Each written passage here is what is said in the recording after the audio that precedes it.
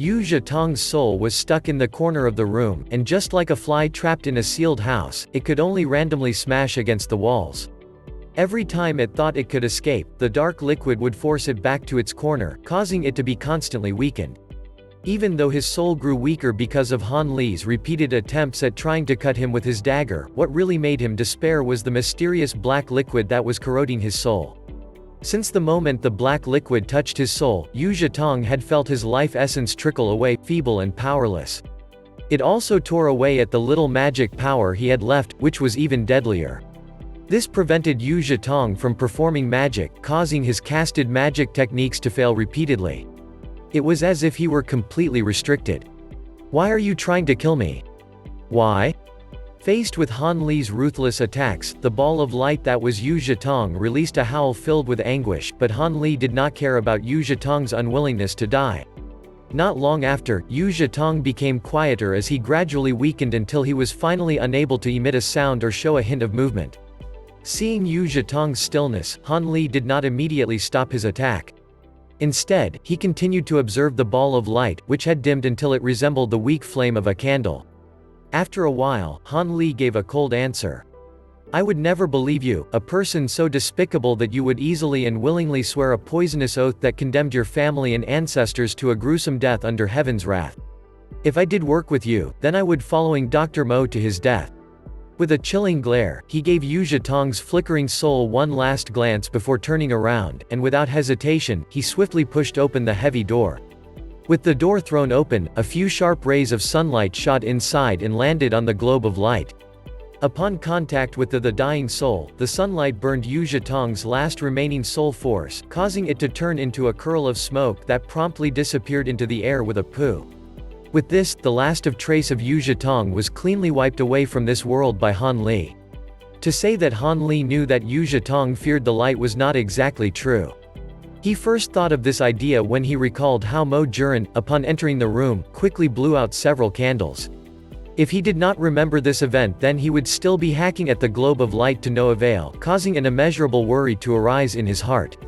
Although Han Li had eliminated Yu Zhetong's life essence with ease, he had prepared an extra tube of 7 poison water in advance in case his plan didn't work. Compared to the 5 poison water, which Mo Juran took away from him, this second tube contained extra ingredients that greatly increased its potency. One of the added materials was the flowered mushroom, which was extremely deadly to normal mortals and even more effective against immortal cultivators. The effect of its potency could be seen in how Yu Zhetong was unable to use magic, allowing his soul to be easily destroyed. This was the reason why Han Li splashed some 7 poison water on Yu Zhetong's soul. From his research of a variety of legends, there was a visible trend that ghosts, monsters, demons, and the like are afraid of chicken blood, black dog blood, and other similar bodily fluids, so in this case, Han Li treated Yu Zhetong as a ghost. By guessing randomly and through pure coincidence did Han Li manage to kill Yu Zhetong. If Yu Zhetong knew that his death was based on speculation, he would have died again from vomiting. Han Li was not clear about all the effects of his 7 water poison, but he was certain that when he opened the door, Yu Zhetong would die without fail, and it was only with this fact reassuring him that he acted so mercilessly and ruthlessly. Now he was finally free and did not have to live a life of constant worry about a knife placed at his throat, nor did he have to be ready to flee at a moment's notice. Han Li calmly strode back to the center of the stone room where he stayed for a moment before he suddenly jumped up a good 3 meters and opened his mouth to shout out his heart's joys. After he finished releasing his pent-up emotions, he finally returned back to the childish nature of a 16-year-old. "I'm finally free. I'm finally free. I'm..." Han Li's voice was suddenly cut short, almost as if a knife had swiftly descended on him when he saw the giant man standing in the doorway to the stone room. It was the giant man who Mo Juran referred to as Iron Slave. Han Li's face immediately became ugly and unsightly as he stared at the giant figure in front of him. He suddenly felt his shoulders ache as he realized that he had committed a huge mistake. He had forgotten about the giant man's existence, and therefore forgot to ask Yu Zhetong about the Mo Jurans and the giant man's relationship along with his weakness. The only consolation Han Li had was the fact that the giant man did not show any interest in the stone room and continued to wander around the premise of the door, still following Mo Juran's final command without throwing a single glance into the open room. Han Li couldn't help but furrow his eyebrow as he thought that the Iron Slave was the hardest type of person to deal with, since it did not listen to reason or persuasion and would only follow orders given by its master. The other problem was that if Han Li couldn't defeat him in battle, and the only thing that stood a chance of winning was the poison he concocted. However, the cylinder that once held the poison now lay empty on the floor. This thought caused Han Li to pace back and forth in the stone room, scrambling to think of a plan to deal with the Iron Slave, but after a lot of thinking, his mind was in a mess and he still did not have a plan. Inadvertently, Han Li's gaze fell upon Mo Juren's dead body. Suddenly, he had an idea. Maybe I can find something on his body that can be used to restrain the Iron Slave, Han Li immediately thought. He quickly glanced outside and saw that the Iron Slave was still pacing back and forth with no signs of tiredness or an intent to go near the stone room. Seeing this, Han Li calmed down a bit as he quickly walked up to Mo Juren's body and shamelessly stretched out both of Dr. Mo's arms to begin carefully examining every inch of his dead corpse. Han Li removed all kinds of weird oddities one by one from Mo Juren's body. Some were items that he recognized while others were foreign to him. He sorted these objects in 2 piles that he placed next to him. While sorting out all the objects, Han Li had a fair share of surprises, causing him to exclaim a few times. The amount of objects Mo Juren carried on his self was not small, and some were even dangerous and life-threatening objects. A tube of some mysterious poison. A bag of sand dipped in lethal snake venom. 10 or so incredibly sharp boomerangs. As the number of items on the floor increased, the more panicked and unsettled Han Li became. He realized how lucky he had been when battling against Mo Juren. If the other had not wanted to capture him alive, Han Li would have most likely died. After wiping away the cold sweat from his face, Han Li laughed mockingly to himself. Me, a living man, is afraid of a dead man's possessions. After removing all the items from Mo Juren's body, he started to carefully sift through all the suspicious-looking items. This small bottle is so foul-smelling, but it must be some kind of antidote, so it should be okay. This weird-looking weapon looks oddly similar to a wheel, and even though I don't know what it's used for, it shouldn't be related to the Iron Slave, so I'll first put it to the side. As for this spice bag, Han Li continued to fiddle and inspect each item while talking aloud to himself, making it seem as if he was in high spirits when suddenly he found himself holding a small bag.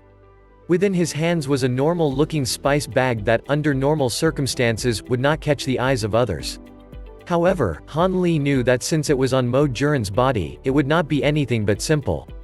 Han Li weighed the small spice bag in his hands in hopes of gaining insight on its contents, but he only noticed that the bag was exceedingly light and could not possibly contain anything heavy. After weighing it for a second time, he felt that there might be a paper-like object, or something similar, hidden within the small bag. Han Li prepared himself mentally before opening the bag, and just as he expected, he saw several sheets of paper tucked inside.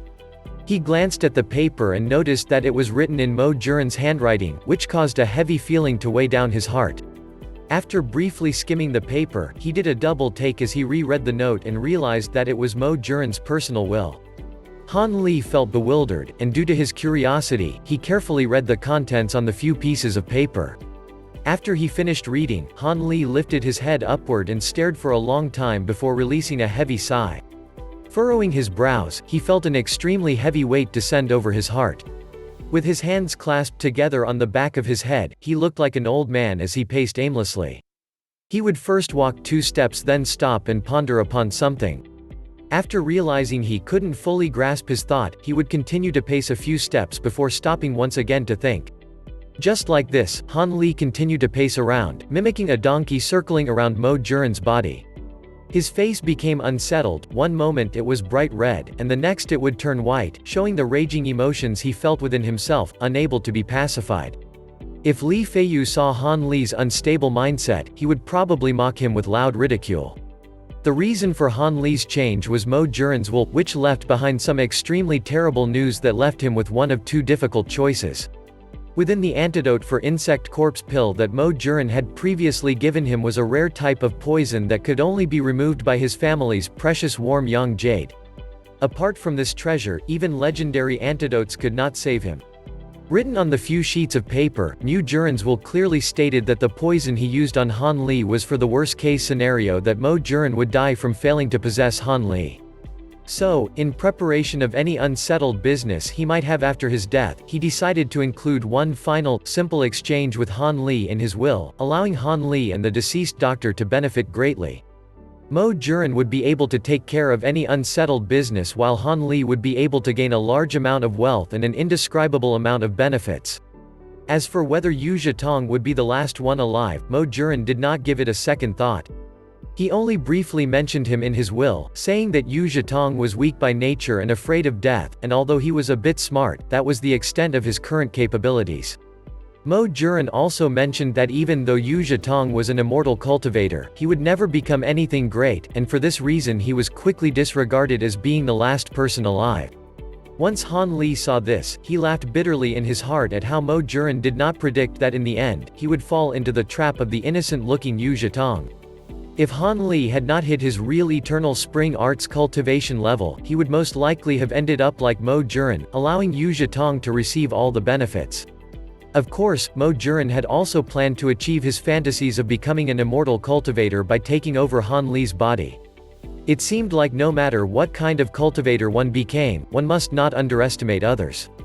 In his will, the trade Mo Juren proposed was very simple.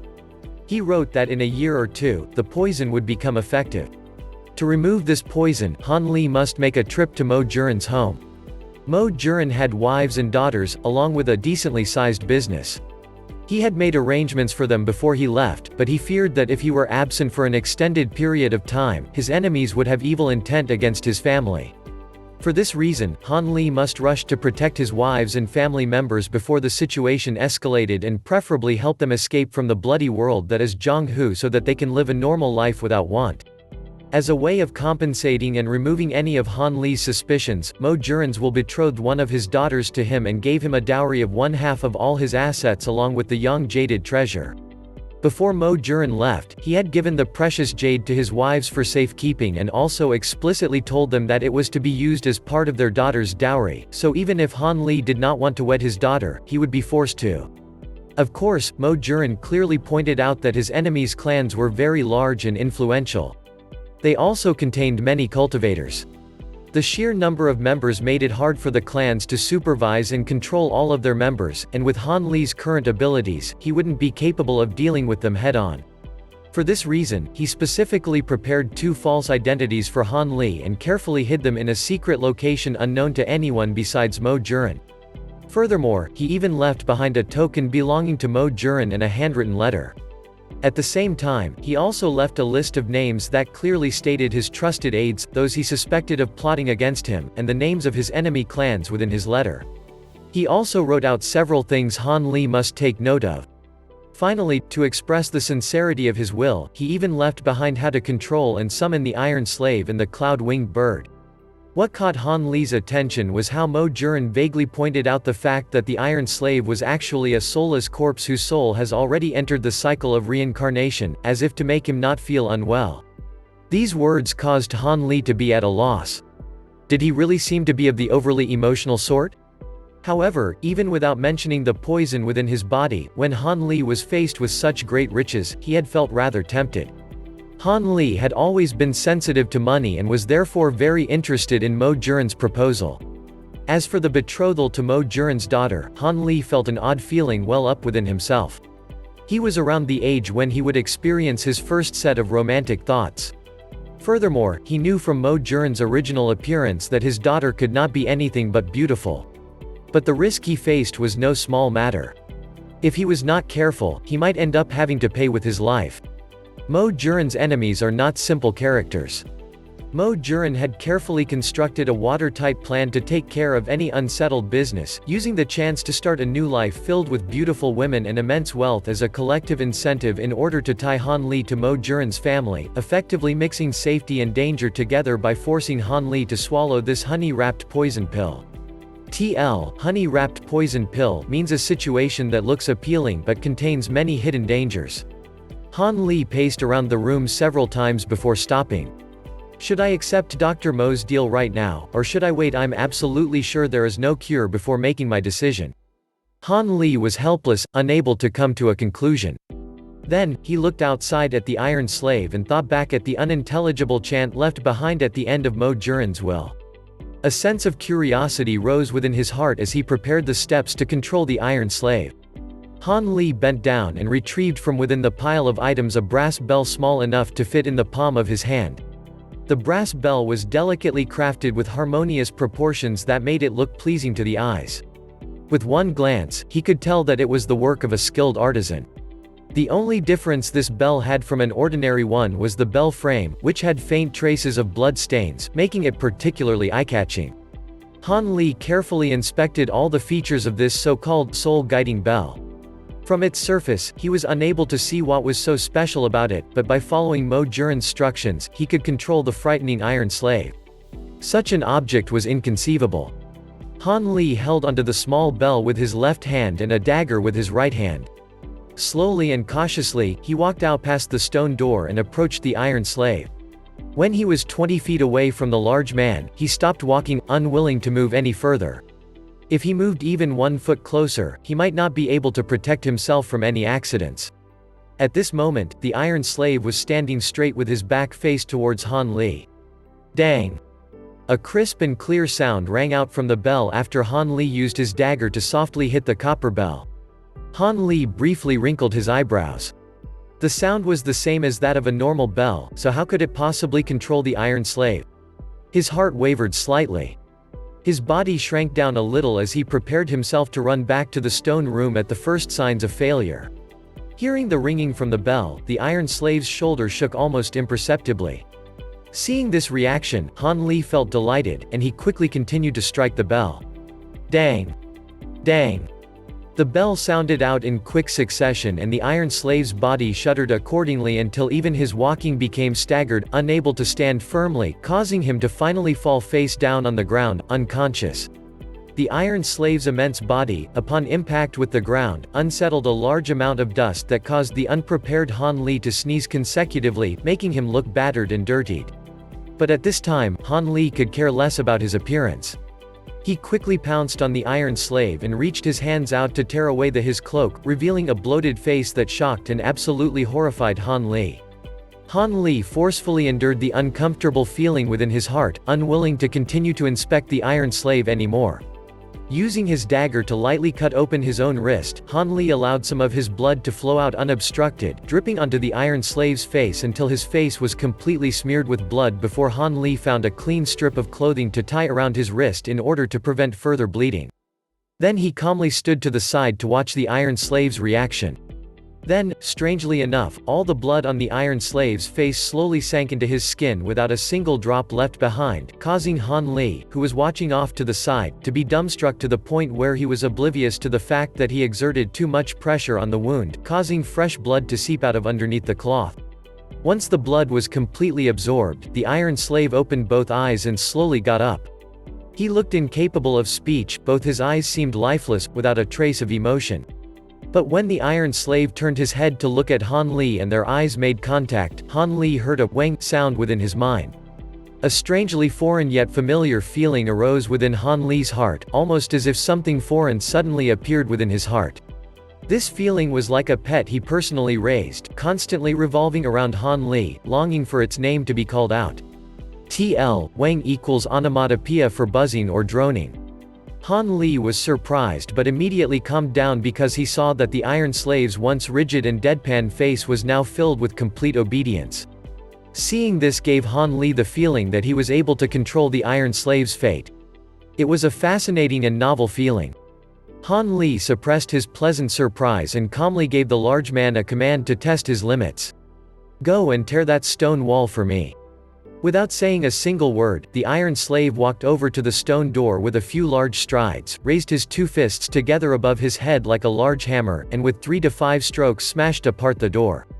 As swift as a wind, he returned to Han Li's side, awaiting his next command. Han Li, who had been downcast from reading Mo Juran's will, could not resist anymore and grinned widely from ear to ear. With this strong helper always waiting for orders, would there be any normal dangers in the future capable of harming him? Han Li was thinking about his wonderful future while he fervently sized the giant man from head to toe. The more he looked at the giant man, the happier he felt. His originally ugly view of the man now seemed more pleasing to the eye, even going as resembling a familiar face to Han Li. A familiar face. Han Li was both frightened and shocked by his own realization. How could he think that this ugly face looked familiar when it was his first time seeing it? Faced with these questions, Han Li started to closely investigate the giant man's nose and eyes in an attempt to find the answer. Gradually, he discovered that if he were to take the giant man's bloated face and shrink it to its original size, this face would not be considered ugly to look at. In fact, the Iron Slave's face would even look honest and straightforward, giving Han Li a sight he found both familiar and horrifying. Han Li's face turned pale.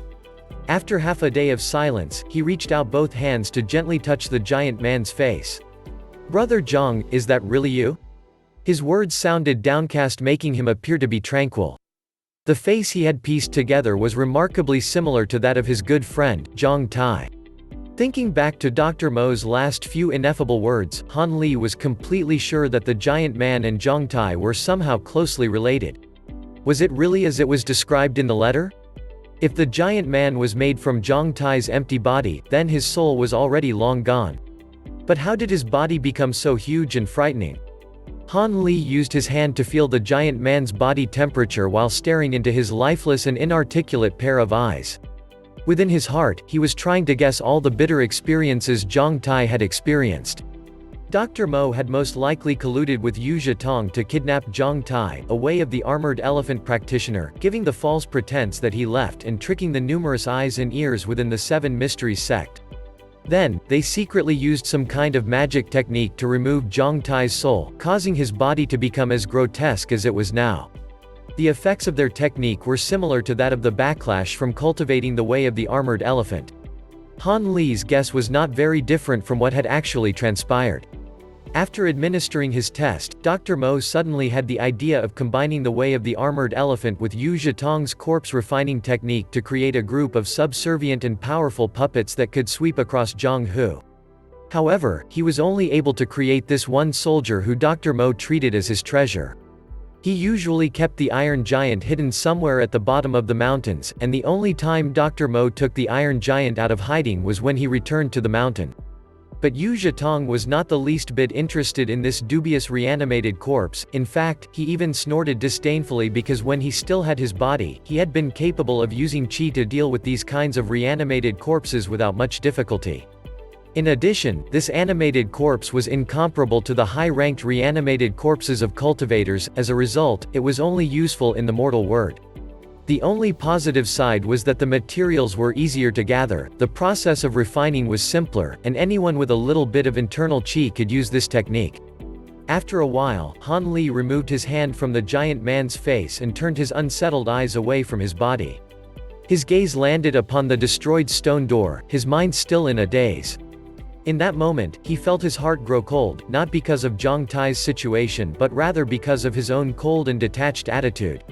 He originally thought that when he found out about his friend's miserable downfall, he would furiously lift his head up and shout out, "Mo Juran!" Yu Zhetong, with intense hatred. But in actuality, aside from some sadness, his discovery did not stir up any fury, almost as if the one who fell under these circumstances was not his good friend Zhang Tai but rather a stranger who was not related to him in any way.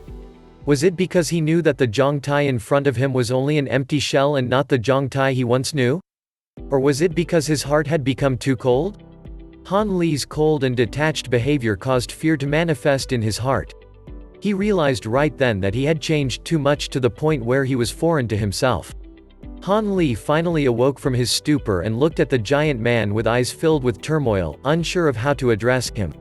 Thinking of what Dr. Mo said about a lost soul and a walking corpse, Han Li gazed through forlorn eyes and softly said, "Brother Jiang, I imagine you have moved on to the next life, so you have no need for your body. Please allow your little brother to use it. I will definitely be careful, and I hope that you will not blame me for my actions." After saying a few words and finding peace, Han Li faced the giant man and said, "Since you are the body Brother Jiang left behind and don't have an independent soul of your own, I will call you Crooked Soul. I hope you can provide me with a helping hand in the future." Learning to Han Li's words, the giant man stood there stupidly without moving, and aside from looking tame and obedient, there were no hints of reaction. It seemed like he really lacked a consciousness and could only be commanded into action. "I can't believe I am saying these words to body that can't even think for itself, this is so silly." Han Li mockingly he shook his head and lightly strolled inside the stone room. Crooked soul, keep up. Once Han Li recovered from his downcast state, his expression returned to normal as if he had never been dejected at all. The truth indeed reflected his guess, he had become abnormally cold-hearted and rational, not able to be easily disturbed by his own emotions. Han Li, who was about to step onto the path of cultivation, was unsure of whether this outstanding change would be a source of great calamity or great fortune. For a short time afterwards, Han Li spent a good half-day in order to deal with the aftermath of the situation. He not only had to bury Dr. Mo's corpse under some big tree but also had to destroy and throw away all the items in the stone room. He even ordered Crooked Soul to beat up the stone room, tearing everything in the room beyond recognition. Only when he was unable to tell the room's original appearance was he willing to stop and rest. After this destruction was over, the day had already transitioned into the evening, and the sun was already setting. Han Li stood in front of what used to be the stone room, now a stone heap, seizing everything up once and making sure nothing was overlooked before he was satisfied. Crooked Soul, let's go.